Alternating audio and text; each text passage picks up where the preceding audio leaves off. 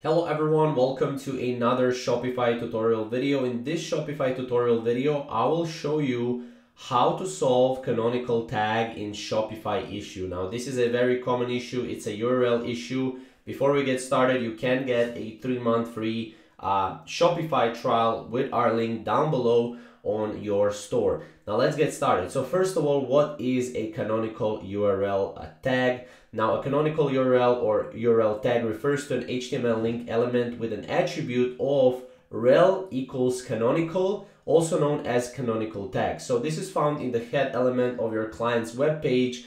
It specifies to search engines their preferred URL. So that means that canonical URL element informs Google and other search engines to crawl a website and what URL to index that specific page contents under, basically. So that's basically what a canonical tag is. Now, as you can see right here, the way how this person solved canonical tag is they used a free theme called Debut, and they were able to find the code on the line 2 of the product card grid liquid file. Keep in mind, this is different for each and every website, however, and each and every theme. However, for the Debut theme, this will look like this. You find the line 2 of on the product card grid liquid file, and this is how it's going to look like. And you want to basically edit it to look like this.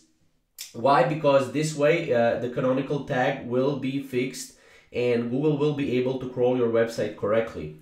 So it's likely that Shopify is using the site product item URL as the canonical, and this cannot be edited. If your product pages are all showing the site collection product item in the URL box, removing the within collection in the code should correct the internal link issue for those URLs. So this is basically the part that we're talking about. So as you can see, I'm waiting for my site to be crawled again to know if it worked, but I'm pretty confident. Hope this helps.